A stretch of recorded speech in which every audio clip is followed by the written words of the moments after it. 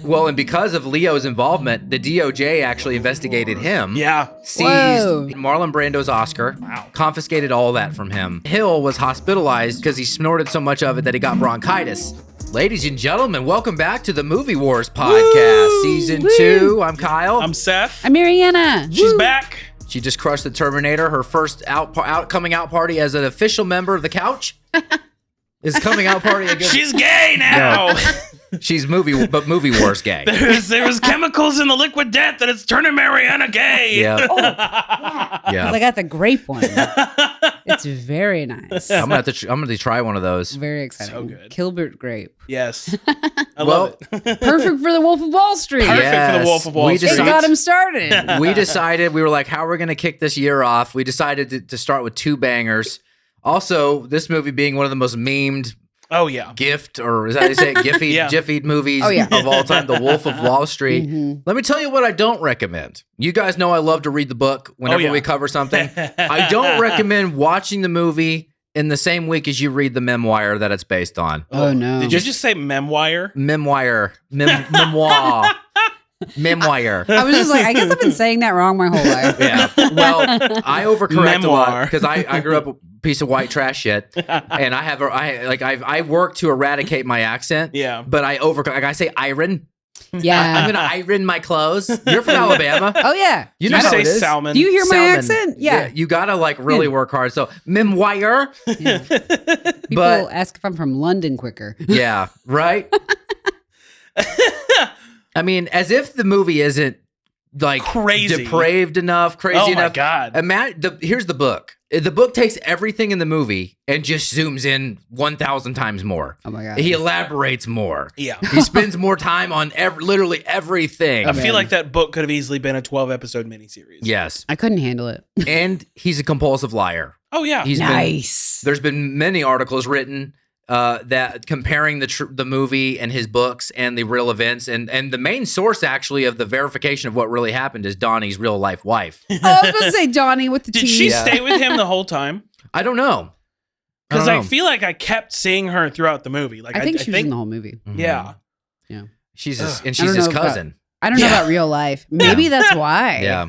She's like, well, we are family. Yeah, So it's not literally. like I'm getting away from you. We're Vin Diesel shows up in the background. Oh my God.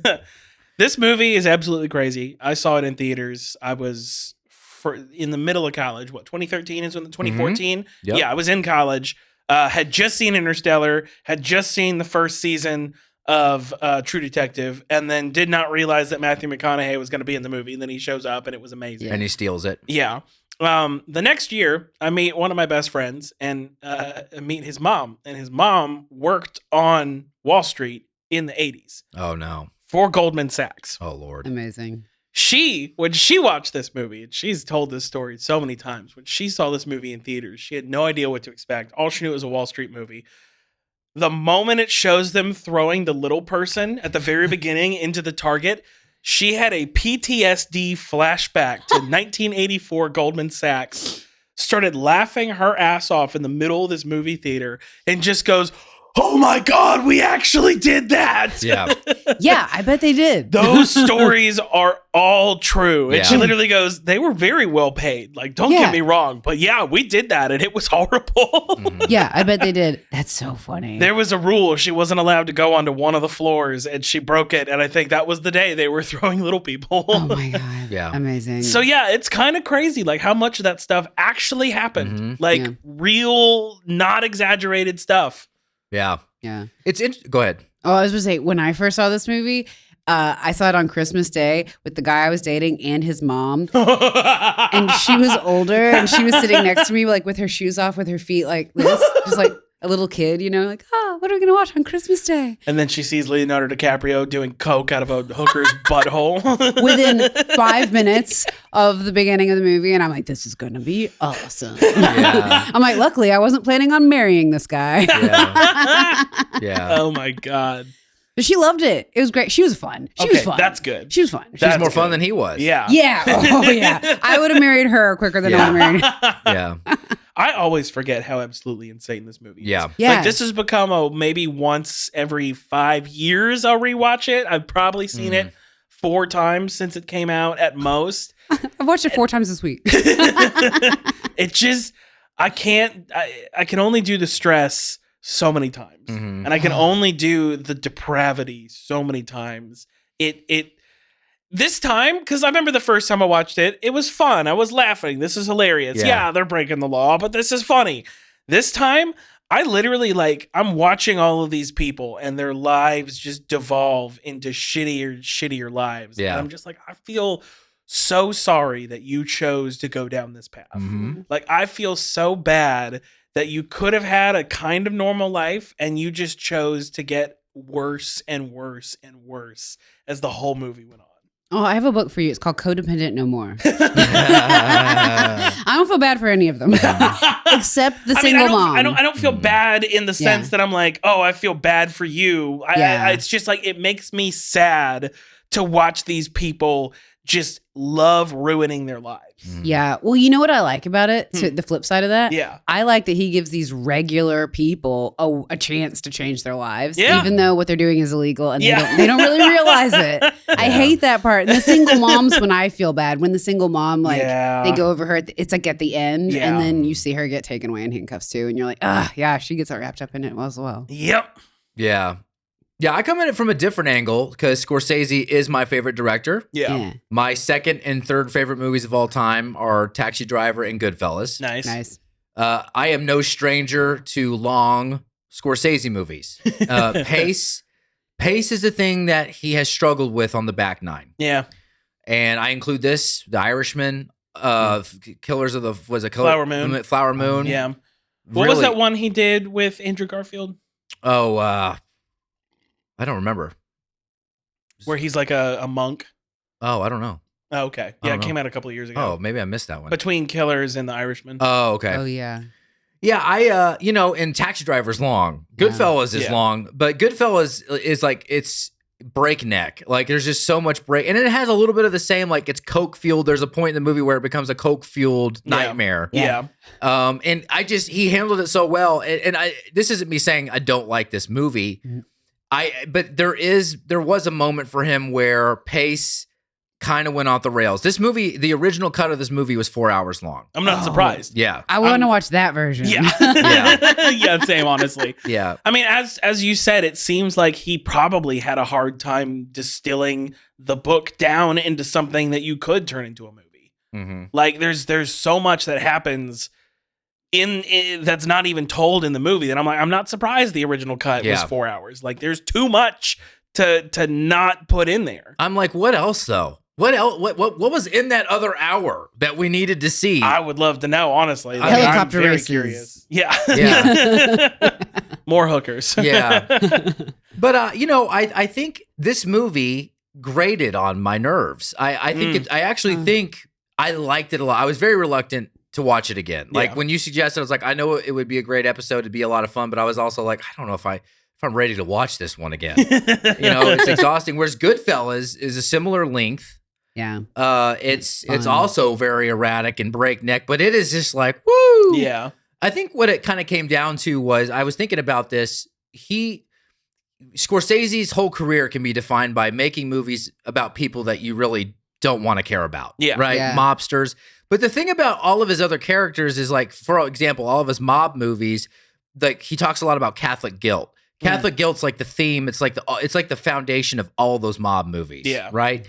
And there was conflict. Even though they loved being mobsters, there was always some kind of pushback or conflict on their lives in the movie.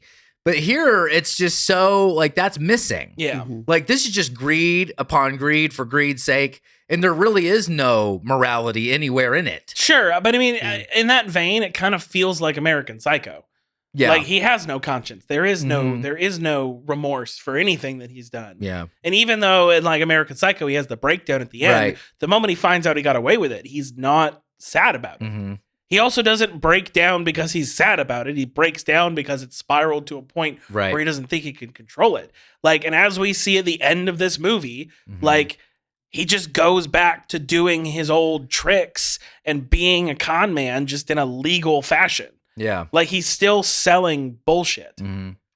Yeah, I think that's a good point. And American Psycho is actually an interesting comparison because they both have one issue that they share, which is this movie, its genre is black comedy. Yeah. That is the actual genre of this movie. Absolutely. Comedies don't go this long. They never, it's just not a thing. No like, way. there's nothing that you're going to laugh at for 3 hours by trade. That's why comedy movies are traditionally less than 2 hours. Yeah. But it really stretches itself out over these 3 hours when it struggles. The areas where the movie struggles, where it struggles between commentary and comedy. Because it's not a pure comedy, even though it's labeled as a black comedy. Yeah. It's a satire, but it doesn't actually satirize it enough to say anything. So the moments where I found this movie to struggle is when it really kind of couldn't escape the idea of it being a comedy. It is very funny. Yeah. Like, it is a very funny movie. In fact, it's some of the moments, like the crawling scene after the loot. Some of the and credit to Leo. Yeah. I never really the fact that he won for The Revenant and not this really pisses me off. It's a crime. That was a sympathy Oscar. Yeah. Great movie, but sympathy Oscar. I think that's where this movie struggled. It's like, it's hilarious, but it's like I'm constantly like, is this movie trying to say something? Or is it highlighting? But then it's like, but it's the unstable narrator. He's the non-dependable narrator. So it's like, you got to put, it's like trying to put the pieces together. Sure. You go ahead. Oh man, y'all, I love this movie so much. Yeah. I don't know what that says about me as a person, but have you ever seen the Big Short? Yeah. I feel like this is the opposite of The Big Short. Yeah, absolutely. It's legitimate, and I'm obsessed with the movie The Big Short as well. Right. It's just like, I like watching people spend money and do drugs. And it's just like a wild ride. You would like Billions. I love Billions. Yeah. I Such a love good Billions. show. Yeah. At least the first 4 seasons. Yeah. I was about to say, it falls off after a while. Yeah. But yeah, I like that it's like, I would watch a 4-hour comedy from Martin Scorsese, honestly. I just think that it's just like a really fun, there's just something so fun about it. And there's just, again, there's something about him being like an actual, not a rich guy going on Wall Street, stealing money from people essentially. Yeah. And working the system the way rich people do, but he gets caught and goes to jail. Right. You know, rich people don't go to jail for the things that he's doing. Really. No. But Like, never. he also did throw himself in front of the FBI. He did. He was an arrogant piece of shit. And he was like, hey, I'm kind of on your radar. I'm going to put myself in the middle of your bullseye. Like, it was all, and that's where I don't feel sorry for him, is that he brought all of the bad shit on himself. But it's like, as I watch him at the beginning, as he is, I'm sure he's still sociopathic at the beginning, but he's more like a wide-eyed kid who's in the big city. And you just, during that conversation with Matthew McConaughey, you just watch him as the gears turn into, oh, I need to become like this. Yeah, in I order love to that part. succeed. It's a very well done part, but that's where I feel sad, is I'm like, if you just didn't listen to Matthew McConaughey, you might not have fucked all these people out of all this money. Matthew McConaughey in this is Perfect. the absolute perfect actor. I love how that scene is relaxed he inspired by is. Kanye West. I know. But like how relaxed he is sitting there, like how often do you jerk off? Yeah. How many times do you jerk off? Yeah. Like he's so serious. It's just normal conversation for him. Yeah, he's like, those are rookie numbers. He's truly one of the greatest actors ever. He is. To your point, though, about it not totally having a message, I feel like the point of it, though, is the absurdity of it is just supposed to be the cautionary tale. It doesn't need and here's the moral wrap up. It should just show you, and this is why I also bring up American Psycho. Patrick Bateman and Jordan Belfort have all been idolized by a very typical bro-y kind of guy. Oh, yeah. And it's always those people who I think just miss the point of the story. And the point of the story is, don't be like this piece of shit guy. Right. But so many people are like, no, I want to be just like him. And I'm like, that's a bad thing. Some people watch this and think, that's my hero. Yeah. Exactly. And I mean, seeing him on certain podcasts and stuff that I've seen him on, like as a real guy, like I think he realized that after the movie came out and has really tried to lean into, I'll teach you all my scummy shit and you're going to love me for it. Yeah. I mean, he was really good at sales. Oh, yeah. Like that script. He's good at this. He's gifted. No, he was really good at this. Oh, there's no doubt about it. Yeah. I mean, he's gifted. And the fact that he taught these people that, like he took plumbers and drug dealers and all these, and just said, here's my way. And that's the part I like. Yeah. The history is crazy, and actually, there's some irony in the history of this movie. Oh, some irony. Irony. Memoir. Irony. Memoir. And I forgot to mention, just in case, I'll have to edit this, put it back in the beginning. But the format here, we have a little bit of film history. We do the randos, which are the most interesting facts about the movie. We do the questions, which generate comedic banter and introspective conversation. And we finish out with the war zone, which are just really quick rankings for the movie. And we give our yes or no. Beep, beep. Yes, sorry. I was so in the zone. I was like, oh, I hear the beep. There was a bidding war for the rights of this movie between Leo and Brad Pitt. Oh, nice. Brad Pitt for Paramount, DiCaprio for Warner Brothers. The rights were just over $1 million, and Leo said his vision for the movie was a modern-day Caligula. Oh, okay. I still haven't seen Caligula, but that kind of makes sense. Yeah, well, he was a real guy. Just from what I know about Caligula, the real person, yeah. He did it. But also the movie. I mean, it kind of absolutely makes sense. Well, the movie has so many orgies. Caligula makes this guy kind of look like a Mother Teresa figure. Yeah. I mean, if you read about Caligula, the real Caligula, this is child's play compared to what the real, It did go through some development hell, though. Warner Brothers got cold feet when they saw the super hard R rating. It is kind of crazy that this is rated R. If this didn't hit NC-17, which is kind of crazy. I mean, they rode that line very finely. Yeah. Very finely. I bet I'm sure they worked with them. I bet they had to cut some stuff out. But yeah. And then the 2008 financial crisis during that time. Also, this was the year after they got the rights. Yeah. Also gave them cold feet. So the Red Granite Pictures, which you see them at the beginning, they came in and swooped in with $100 million and promised Scorsese total creative freedom. Are you going to talk about that company? Yep. Okay, good. You talking about the 1MDB? The controversy? Yeah. Okay, cool. Yeah, do the rest of your thing. I'm just making sure that's in there. So it turns out that this production company was financed by what was called 1MDB, and I can't remember. It stands for One Malaysia Development Berhad. Yeah. And it was Joe Low, JHO Low, and the Prime Minister. They had this finance thing they had going, and they were financing projects, but it was all based on laundered money. Yeah, it was all corruption. Stolen money. Oh my God. And it was so bad that... How perfect. Yeah. Yeah. The art becomes the artist. Yeah. Yeah. Well, and because of Leo's involvement, the DOJ actually investigated him. Yeah. Seized. He had Marlon Brando's Oscar. They seized it. Oh, wow. A $3.2 million Picasso. And I don't know what a Basquiat? Is that an artist? Basquiat. Basquiat, a $9.2 million Basquiat. Wow. Confiscated all that from him because of, and I don't think he had any wrongdoing. I don't think he knew. I'm sure he got duped. Yeah, I bet he just. When you're looking for money and one person comes in and says, I got $100 million I'll give you, then you kind of just go, let's do it. I love that he has Marlon Brando's Oscar because he had so much trouble winning his own. Yeah. Because they were being assholes to him. But, But they laundered, it says over $100 million was laundered through the production of this movie. Nice. So it's kind of ironic. Incredible. Oh my God. And that's literally what he went to jail for was 24 counts of money laundering. Wow. Yeah. Amazing. And that's with all the sales stuff, he stole so much money from people. Oh yeah. Regular people, which I don't like that part. Yeah. I liked it when he started stealing from rich people, which is still bad, but it's not as bad. Anyway. Yeah. The pay scale was a little weird here. Leonardo DiCaprio made $25 million. Yeah. Whereas Jonah Hill took the SAG minimum because he just wanted to work with Scorsese. So he took $60K. Yeah. Oh, wow. Yeah. Did he? I think he worked out a little bit of a back end deal, though. Probably. Yeah. I think he was like, if this crushes, then throw me a couple mil. Yeah. SAG minimum is $60K. I wonder how many days shooting is that? So I'm pretty sure SAG minimum, at least at the time, was $160 a day. What? Yeah. Maybe 185, but it was somewhere around there. $185 a day for an 8-hour day. Okay, because there's now overtime. There's other stuff that factor into that. Now it's $1,400 a day. That's the minimum? Yeah. Damn. Maybe it's not the minimum.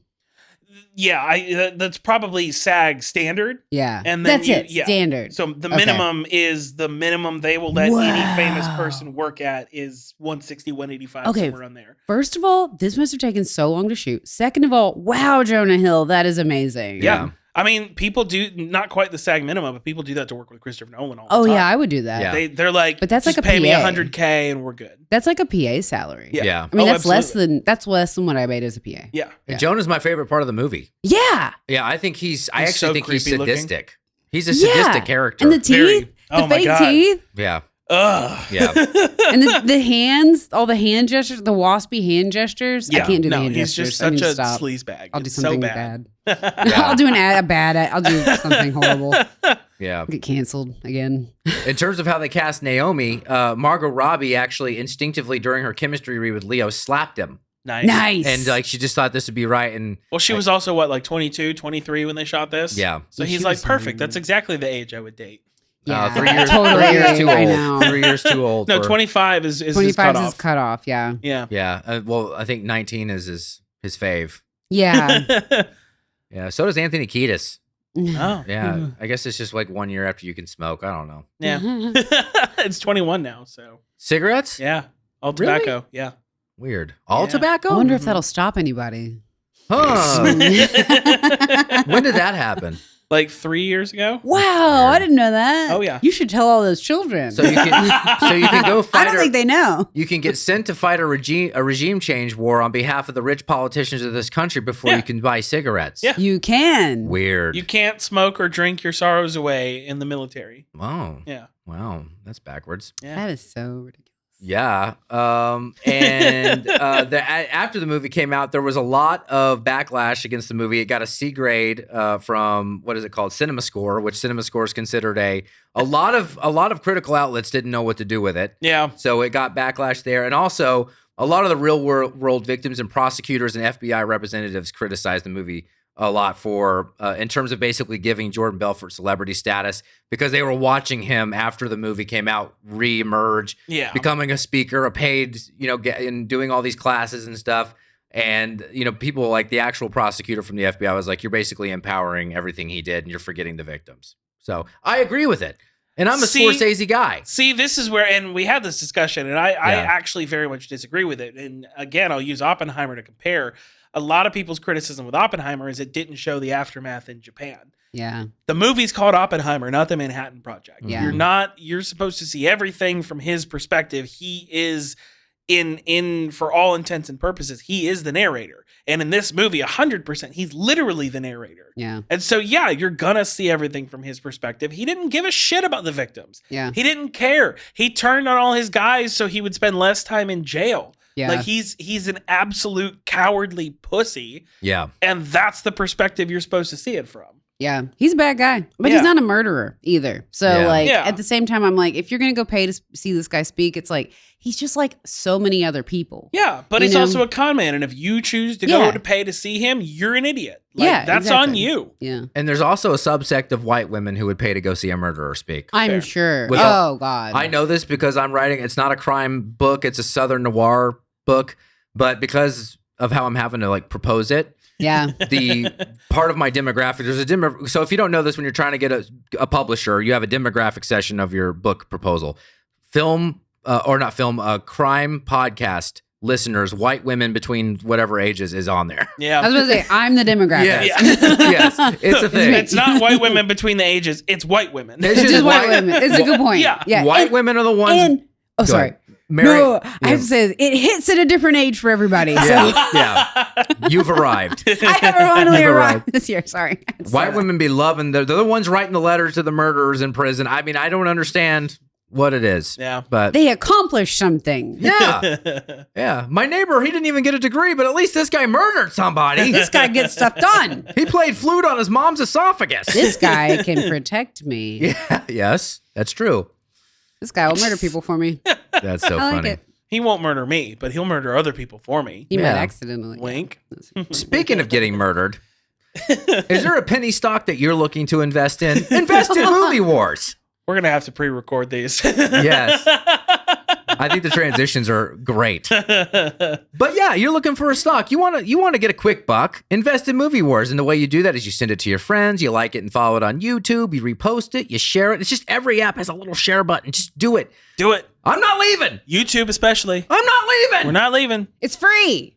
Free. Click. Sell me this podcast. Boom. Randos. Oh, that chest feeling. Vibrancy. Bottom. Yes. Bottom. You know what? I'm skipping down the list. I'm going straight to that. I'm going straight to the rando about that. That is an improv from Matthew McConaughey. Of course it is. Yeah. And the way they did it is that Leo and Martin saw Matthew McConaughey just doing that at the table. And like, what the hell is he doing? Yeah. He does this because that's how he loosens up. It's a ritual for him. That's how he loosens up. Yeah. And he does it for every scene before he starts filming, before every movie. And he just does it. And Leo and Martin Scorsese were like, why don't we put that in the movie? And he's like, are you serious? And like, yeah.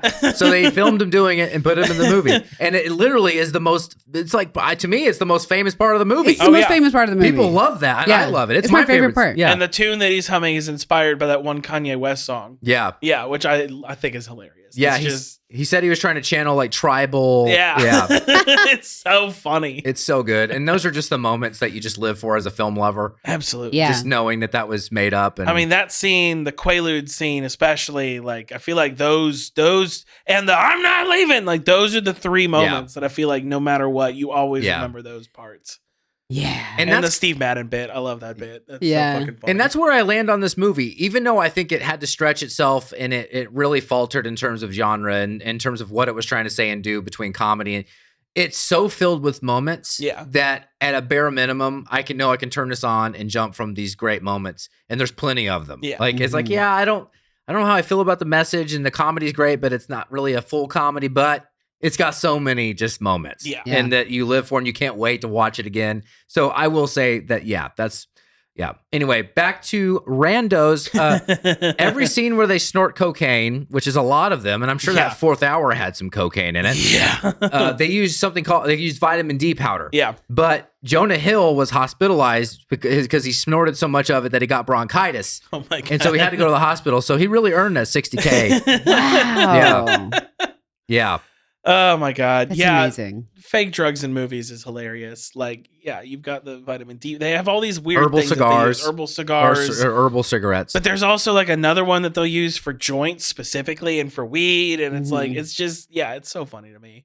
And then you have that one time that Snoop and Matthew McConaughey were in the same movie and Snoop switched out the blunts for real blunts. Oh, wow. And Matthew hits him a few times and he's like, what the fuck? And Snoop just goes, yeah, it's that Snoop weed. Oh my gosh. I don't want that Snoop weed. I'm not ready to go to the Mars. I wouldn't be good with that on camera. I'd be like, we're done for the day. Yeah. I can't be productive right now. Yeah. What they call the Lamborghini crawl, the Quaalude scene, the lemon scene. It's my favorite part we of need the to write a movie. song that's to the tune of Watermelon Crawl. The Lamborghini Crawl. So good. The way DiCaprio prepared for that, he studied a viral video. It was a YouTube video entitled "The Drunkest Man in the World," which featured a man struggling. Is it the guy in the convenience store? Yeah, which featured a man struggling to navigate a convenience store. I know exactly that video. It's so you haven't seen it. I need to pull it up. Yeah, I'm gonna find this. Y'all need to watch this. He said the contortion of limbs and the ballistic thrust of the leg used to open the car door were meticulously choreographed and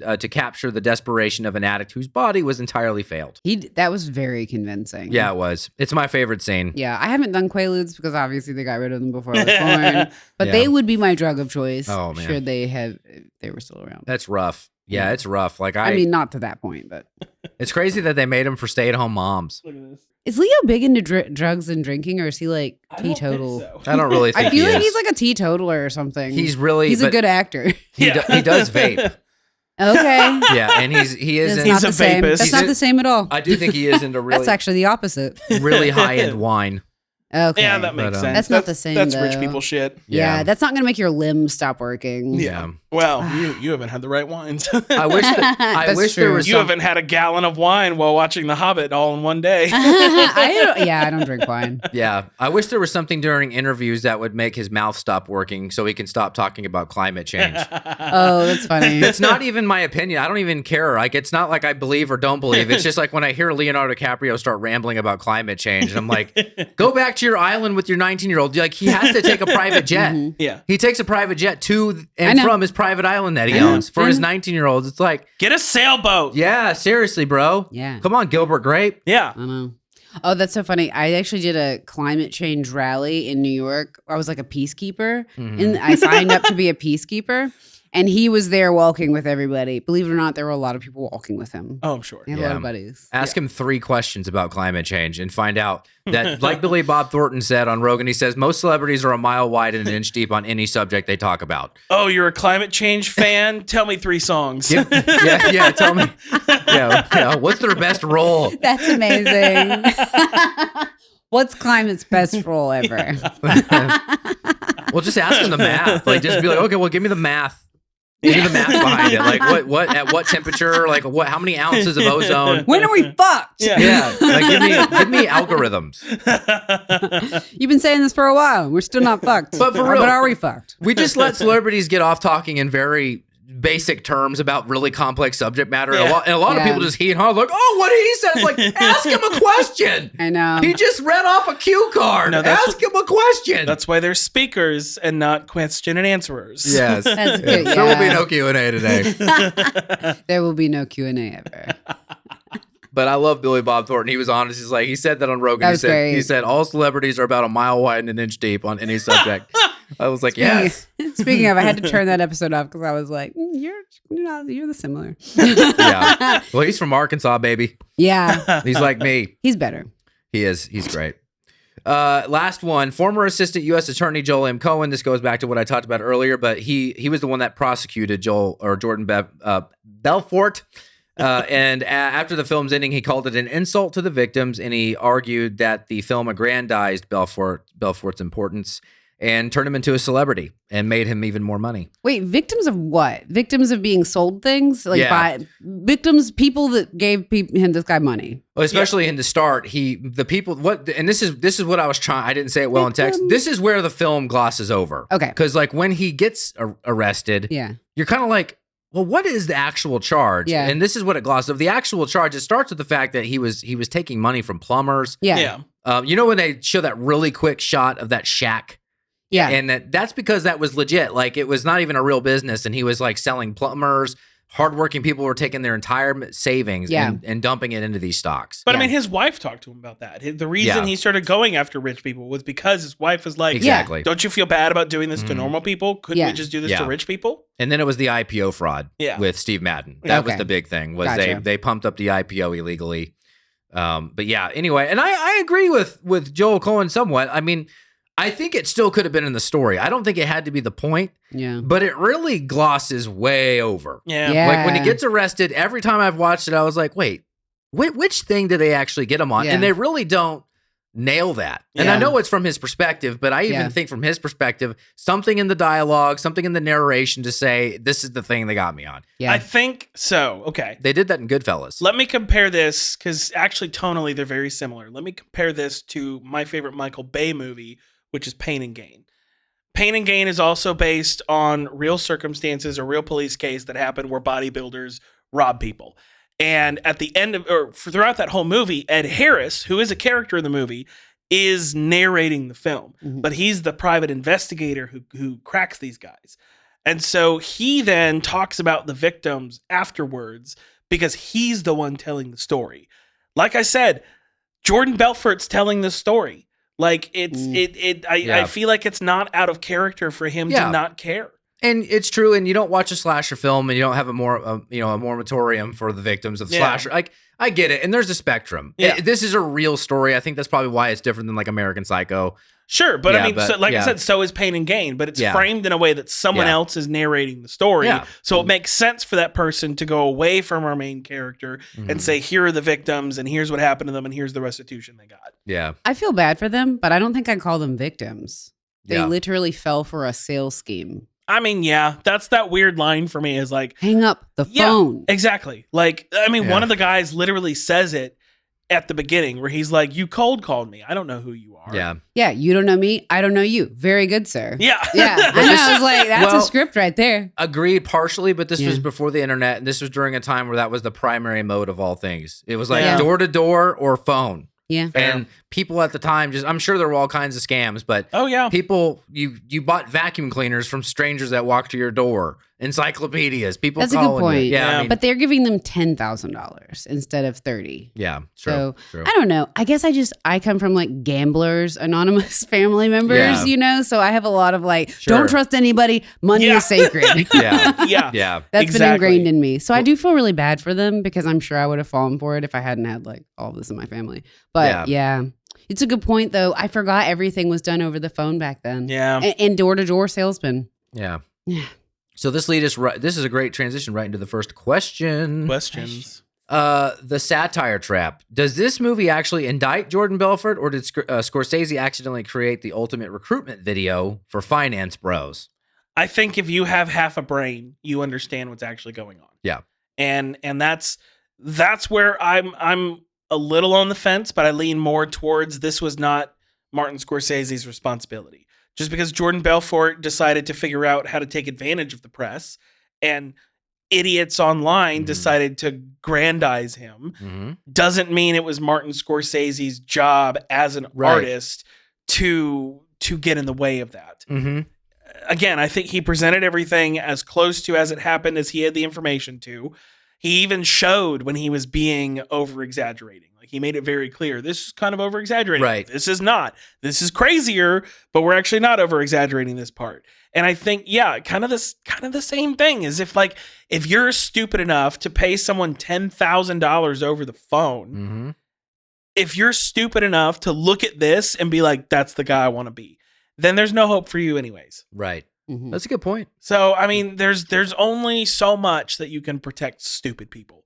Like the fact that McDonald's coffee does have to say, this is hot, is a little crazy. I know the story behind it. The woman actually did like end up with 3rd-degree burns, and it was kind of absurd. But at the same time, you shouldn't have to have warning labels that literally say riding a bike without a light is dangerous at night. Yeah. It kind of reminds me, like I had a friend that, and not saying I agree with this because I do feel like it's a little like a not sympathetic position, but his whole idea, like on people being poor or not poor, obviously there's a lot of factors, but he was like, if you hit the reset button today and gave every single person in this country $1 million, he was like, the same people that are poor today will be poor again, and the same people that are rich today will be rich again. Exactly. That was his, I think that's very simple. That's an oversimplification. It absolutely is, but I think there's a lot of truth to that. Yeah, It's habits. It's how do you live your life with what you have. Yeah. Well, can I just say, when I'm watching this movie, I really like watching Matthew McConaughey's character and Leo's character because I like watching and knowing that those people in the world exist. Yeah. And you have to watch out for them. Yeah. They're a very good depiction of real people. And people like that don't care about other people. Yeah. And I think it's important to see that, like, they're having the time of their lives, but you don't want to be that person. You want to know they're out there and hang up the phone on them. Yeah. Yeah. So I think it's a good cautionary tale. Yeah. I agree. Yeah. But it's still really fun to watch. Yeah. But that's where I'm at it's the whole thing is a cautionary tale. Yeah. And it makes sense if you're not just, blinded by the richness of it.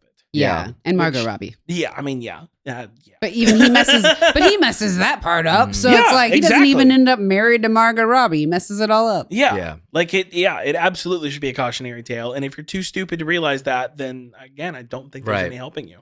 Going back to kind of the original origin of the question with the finance bro culture thing, I think it's one of the worst parts of the digital age that it's generated. There's a whole hustle grind bro content thing. Yeah. What's his name? Alex Hermosi, or whatever, the guy with the like he's like jacked and that guy. Yeah. Like that's not finance bro, but it's like finance bro light. You know what I mean? It's motivational guru. Yeah. Yeah. But the reason that stuff works for them is because there's just so many people that just spoon feed. Yeah. They just love it. They just cannot get enough self-help books. And I hate to say this, and this isn't everybody.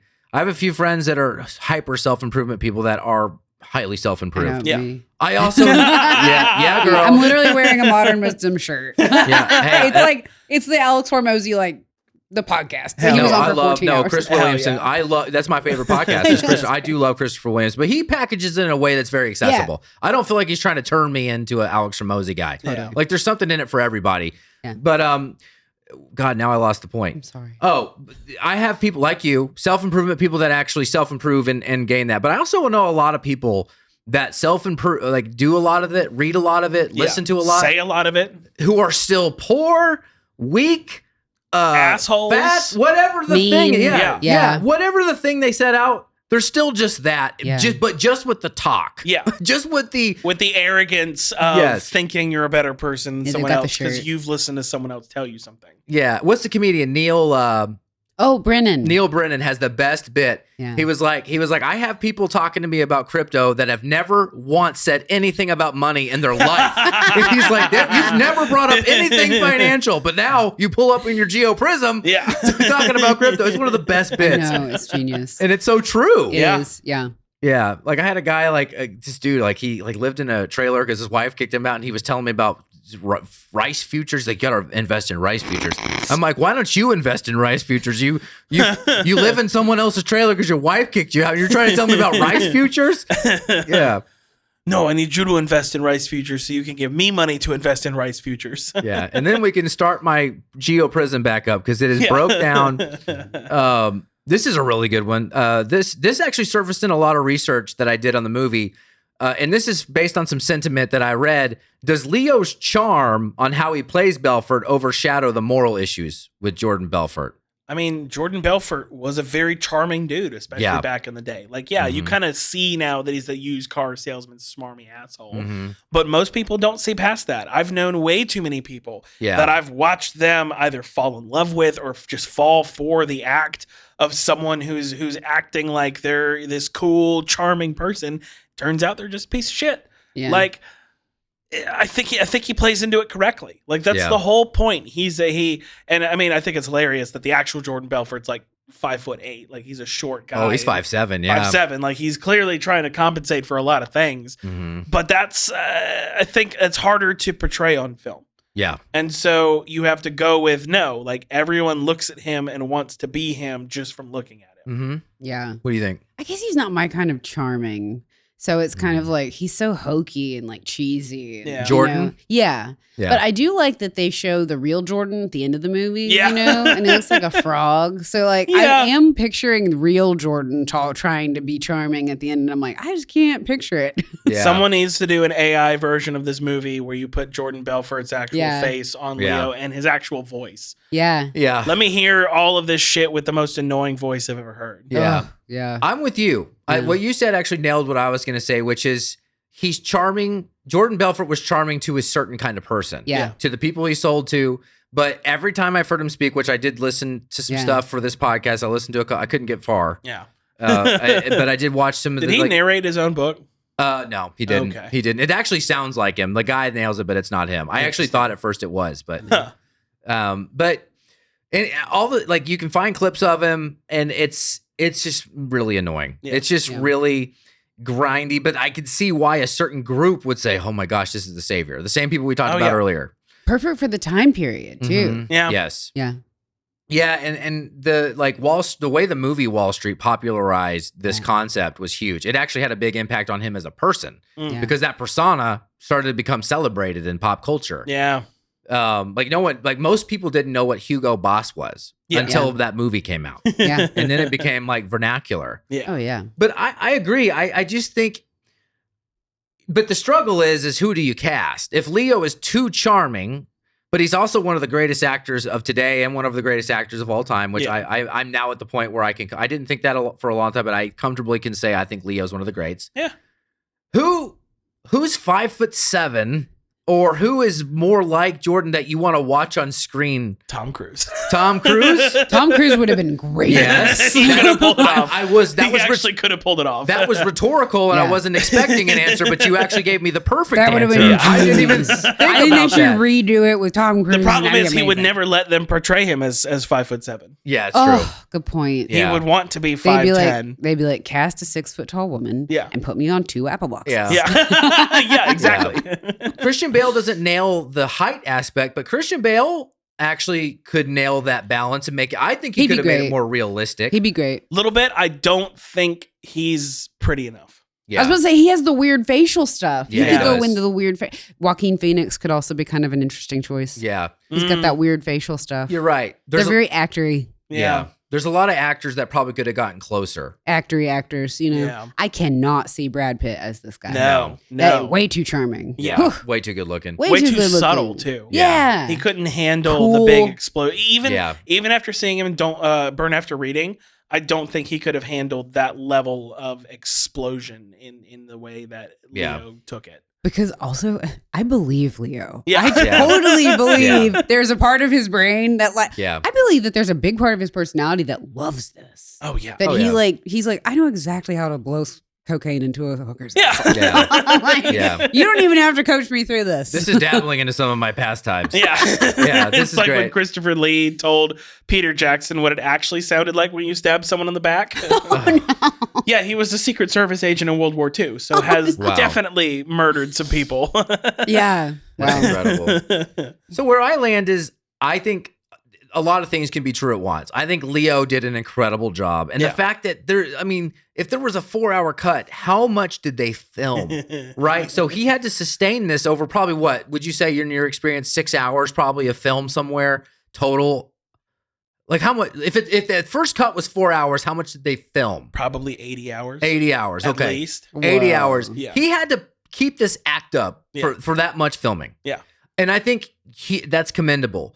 But I do agree also that he was more charming than Jordan really is. Yeah. He was more, and I think maybe that was intentional because maybe they were like, we don't want to scare away people from the movie. Well, again, you're portraying something on screen and you have to, if I'm watching a movie, I need to believe that these people are going to fall for him. Mm-hmm. Yeah. So whether you give him a better voice than actual Jordan had, which I think he got reasonably close to getting that same kind of weird nasally voice, but I don't know, you have to give a reason that I as an audience member am going to believe that these people could fall for this. Right. You can't put a total uggo on there and someone who's got a terrible voice and be like, oh yeah, they're going to fall for that.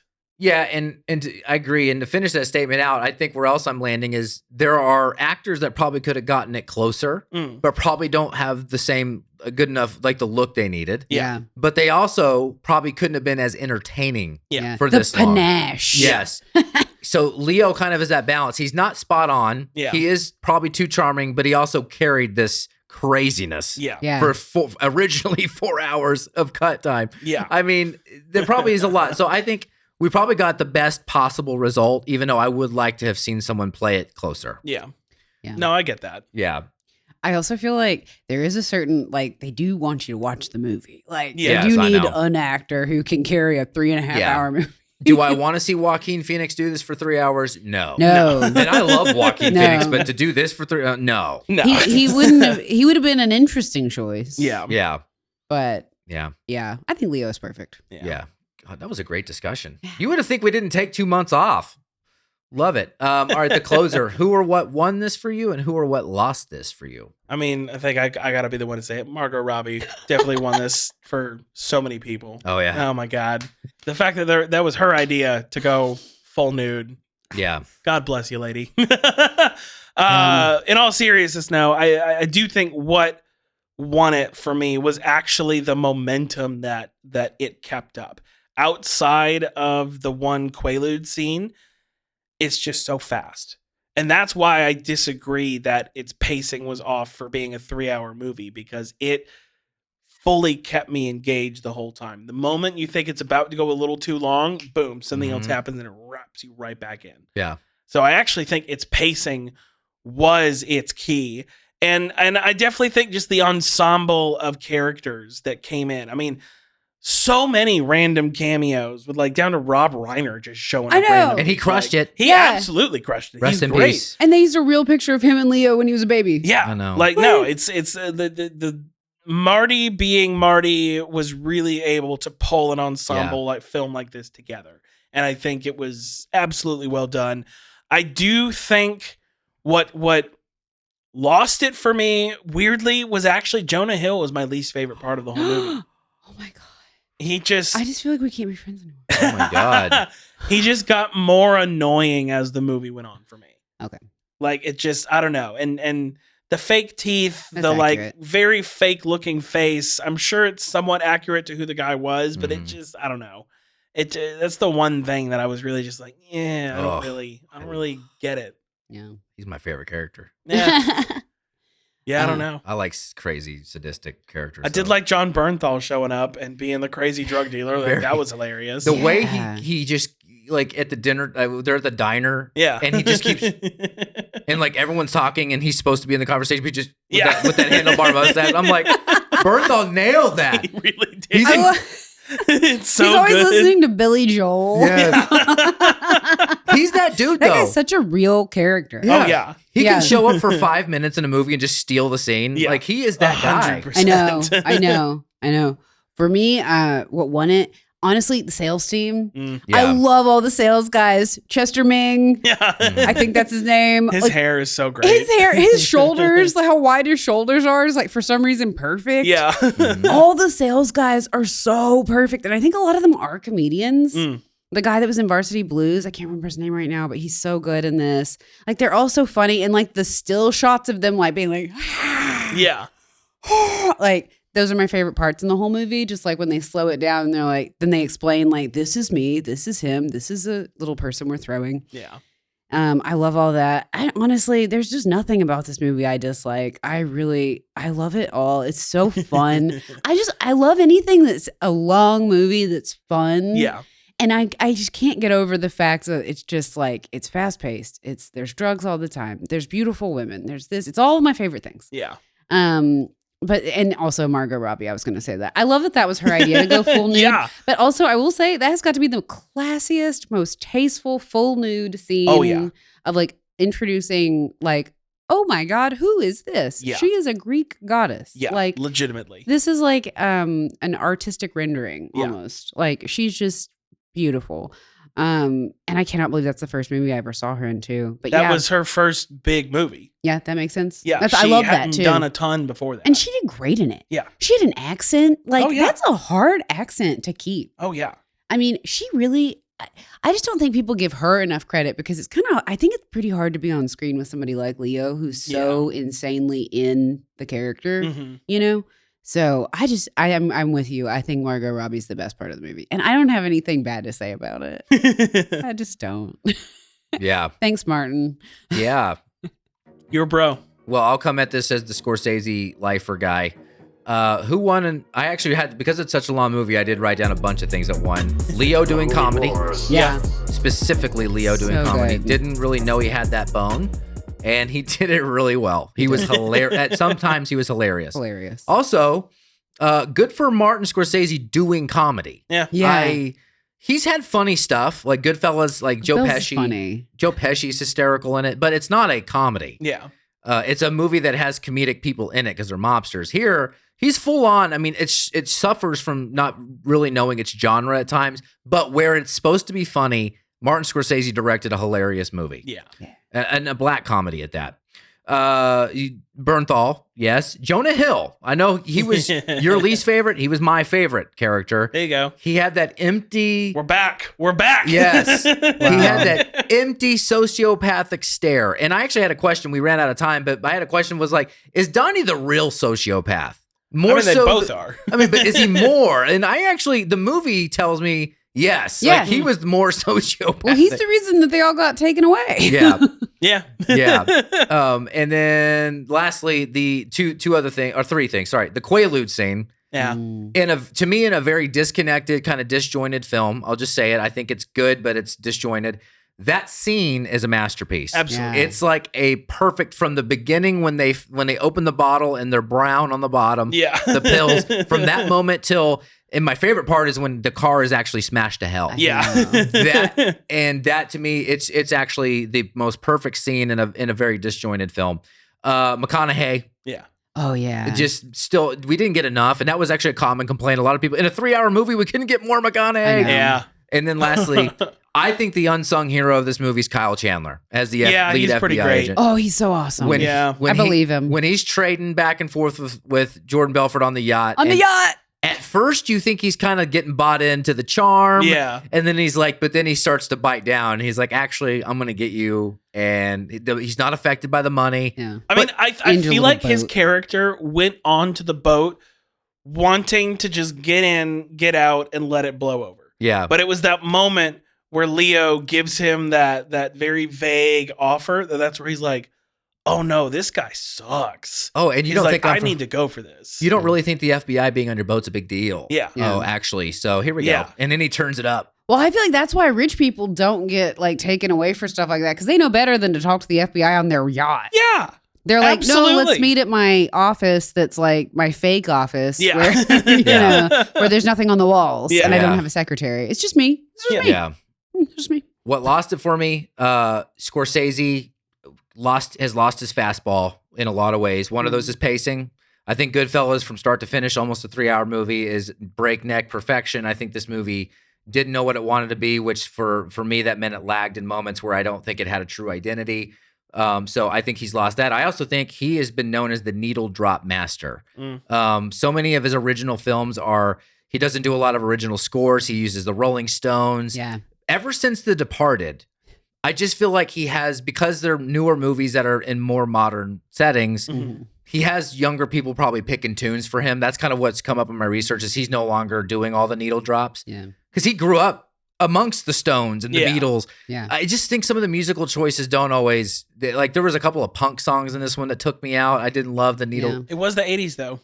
Well, it was the early 90s. This takes place between 91 and most of it's between 91 and 94. It's a bad time for music. Still it's still punk rock. Yeah, but grunge didn't come on until like 92, 93. Yeah. It's a bad time for music and clothes. Yeah. And hair. And people. Yeah. And sales. Yeah, I just think Scorsese it just kind of lost his fastball. I think if you're going to have this subject matter and have it be so debaucherous, there needs to be a lion tamer. And there just didn't feel like there was a lion tamer anywhere on set saying, hey, let's cut back a little bit here and there. It could have been 30 minutes. I think it could have been 30 minutes shorter. What would you have cut out? I don't know. I think there was plenty to cut out. I just see that's where I'm like, I disagree. I don't see any moment you could have cut out. But up until Departed, I would never be caught dead saying that about Scorsese. Yeah, I Departed was terrible. I hated that movie.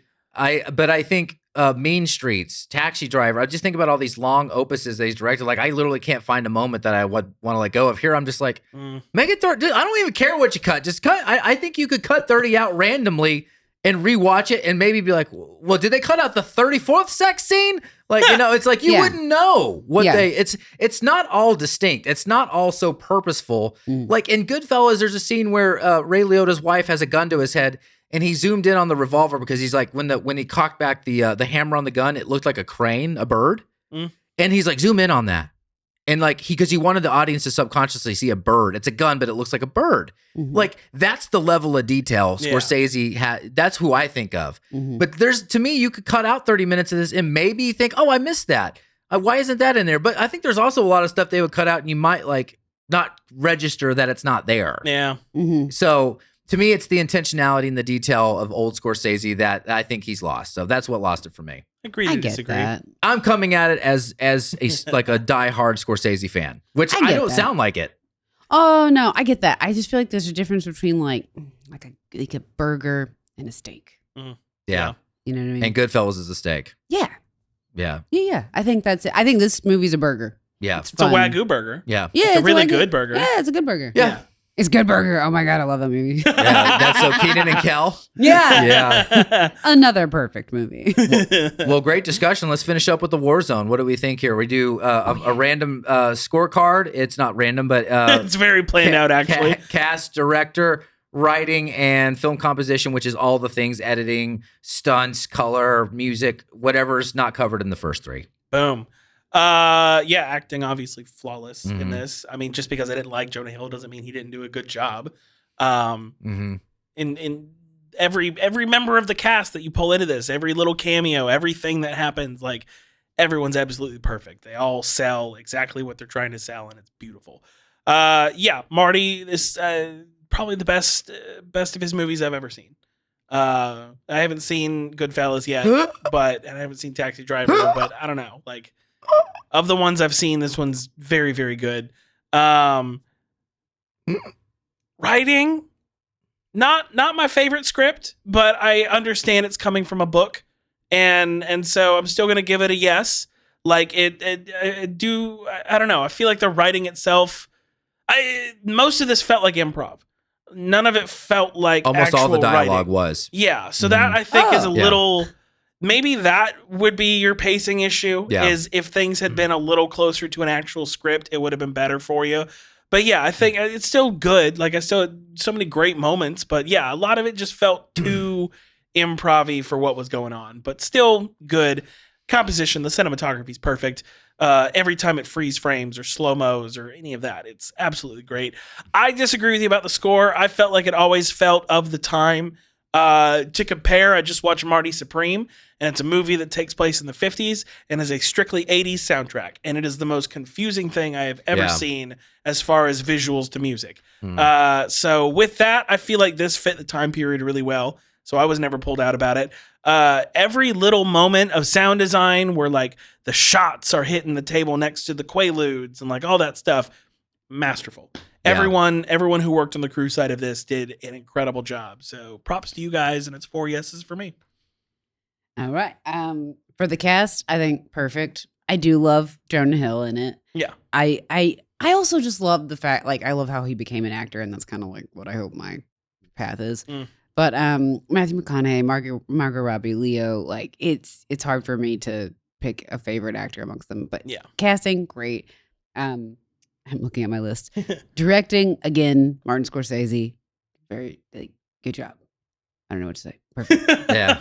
Marty! Way to go. I mean, way to direct something that's fun. Like, it's kind of hard to do. I think it's hard to make a comedy when you're not good at making when that's not what you do. Yeah. Because you don't know what's going to be funny later on. I bet they knew on set because everyone was laughing. Yeah. I'm sure this was pretty easy to tell what everyone's going to laugh out on set later. Because I know Judd Apatow always says that's the hardest part about making comedies. Yeah. It's just like, what's funny later? Yeah, exactly. So it's like, I think for a huge comedy movie, like everyone's laughing the whole time. Maybe it's because the first time I saw it was with a huge group of people the day it came out. Yeah. Because I heard the roaring laughter every time something happened. So that's my first experience of it. Of course, sitting next to like a 70-year-old woman. Like, writing. I don't think that the writing needed to be good in this. It's kind of like the burger... the steak thing. It's like, I like hearing that it's all improv. That makes so much sense. And it also, for the Margot Robbie scene with the child, where she's, with the bear. Yeah. That cracks me up even more now. But that makes that's I think why it seems so natural and like the way they're interacting. So I like the writing, I guess. It doesn't get in the way for me. This movie to me is about visuals. Yeah. Like what you said about the shot glasses and the Quaaludes. Yeah. That is what I zero in on when I'm watching this. Like it's like a visual feast. It doesn't have to be this big. Like, yeah. We don't have to learn something, And film composition is the last one. Yeah. Okay. Everything else. It's so beautiful. And I couldn't tell you one song that's in this. And that's weird for me because I usually notice the music so much because it'll take me in or out of a movie. And I feel like I'm very like on point with the music a lot of the time. But I just think I really loved it. And it's just beautiful. It's beautifully shot. That is the Scorsese that he brought to it. I actually didn't realize Scorsese made this until yesterday. Yeah, he shot on 35 millimeter. Oh, nice. Yeah. That shows through. Yeah. And I think his like just aptitude as a filmmaker makes it so fun to watch. Yeah. I don't think it would have been as fun if it hadn't been Scorsese. But like I definitely it's like he took the funny parts of Goodfellas and then expanded it for 3.5 hours. Nice. Yeah, there's something about dinner table scenes with him. Yeah. He's masterful when it comes to most of his epic, most memorable scenes are like at a bar table, a dinner table, because he gets everybody. It's almost like every scene's the Last Supper. Yeah. And it's like there's 12 people that you don't know their names at a table and the two central characters like Goodfellas. Yeah. But you somehow care and are feeling what everyone is saying and doing. Yeah. And it all feels meaningful. Yeah. He does do that here. I will give him that credit. That is vintage. Yeah. Scorsese. So this is tough. I give the cast a skosh over. Oh, I think the best. I think McConaughey needed more of that. I think Leo, like I said earlier, two things can be true at once. He did something entertaining. This was an entertaining, charming, and I think it gives Jordan Belfort more credit than he deserves. It is not the Jordan Belfort, and I can tell you that because not only did I research his clips and stuff, I read the book. And I didn't want to read the book, but I did it for you. After reading the book, I'm like, yes, he is more charming than this guy. for sure. Yeah. So he did give us an entertaining Belfort. It is not a accurate Belfort. Yeah. So that's why. But I do think it's a masterful performance. I just don't think it's an accurate one. Yeah. So that's why it's a skosh. As far as directing goes, it's a no. Oh wow! And okay. All right. Like you're wrong, but okay. Yeah, like I said, I two of my top 5 films of all time are Goodfellas and Taxi Driver, which I think are actually pieces of art. Like I actually think when I watch them, I think this is transcendent. Yeah. And he's done a lot more films that I think are transcendent that just aren't in my top 5. But he doesn't do a lot of that here, and I think a lot of the things that I love about him he didn't do here. I think there's a lack. I disagree, though. Oh, but you haven't seen Goodfellas and Taxi Driver. See, we got to get those on the list. Here's the thing that I know, though, is that this movie is always set in the same breath as those other movies. Not for me, though. Culturally, I feel like this is considered like his late stage masterpiece. No, he's fallen so far from who he was since Departed. I would say this is not even to say this is a masterpiece is an insult to masterpieces.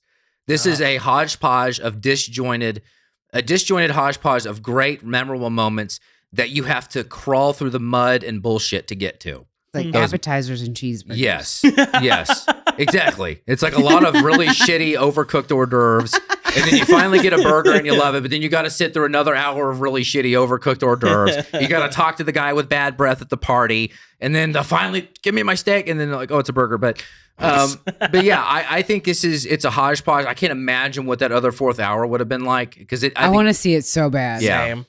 Yeah, I think and yeah. So I hate to say it, I just think this is so far off the mark for him. And then as far as the writing goes, this was written by the guy that he hired to write his show, The Boardwalk Empire. Yeah. Terrence Winter. Oh yeah, from The Sopranos. He also wrote The Sopranos. He's actually writing Tulsa King. Yeah, right now with Sylvester Stallone. I'm gonna go skosh over on the writing. A lot of it is improv, but I think even though it's not an accurate portrayal, it nails the mark on what these people sound like. Yeah. I'm watching this and thinking, you have anecdotal evidence of your friend's mom that said this is what it was like. Yeah. I've read enough and talked to enough people that were in this world to know that this is not far from what was happening. Yeah. So in terms of writing, like they did write enough evidence here where even though it's not exactly accurate to who he was, the culture is perfect. Yeah, absolutely. And I think the thing they did nail about him was that he ruined his own life because he couldn't not be an asshole. Yeah. He had to freaking bribe the FBI agent. He had to not because he's not a smart guy, but because he's just like he can't get out of his own way. Exactly. So those things in terms of writing, that's what makes it a skosh over. And I think even though you didn't like Jonah Hill, I think his character's so expertly written. And then in terms of composition, I go no. The needle drops are so far off. They don't match the film in some parts. Some parts they do. I feel like it's a hodgepodge of moments. I feel like if this was the best cut, then that's too bad because I just don't feel like this couldn't be the best of everything, right? So I like I said, there are so many great moments and moments that I love to watch and enjoy. Yeah. But I feel like I have to really bite my teeth to get to those moments. And so there's a lot of in between that I'm not I think 30 minutes again.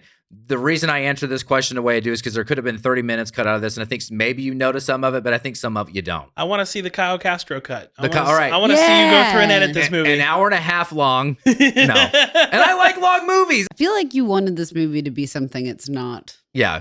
Oh, yeah, definitely. No, yeah. And well, I admittedly, probably it's unfair to Martin Scorsese, but I just have so many fond memories of his older films, starting with Mean Streets. I get it. Yeah.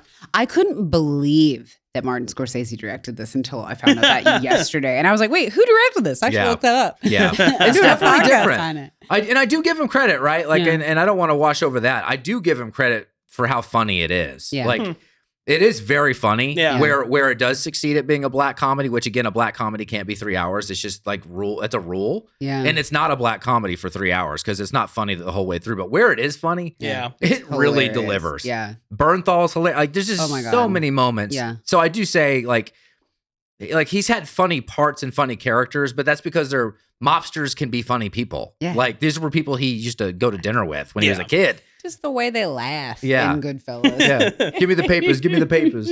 Anyway, I'm rambling, but this was still a fun discussion. Yeah. Absolutely. All right. Well, hey, thank you so much. Don't answer the phone and buy any stocks over the phone until our next show. I'm Kyle. I'm Seth. I'm Mariana. See you next time. We're not leaving.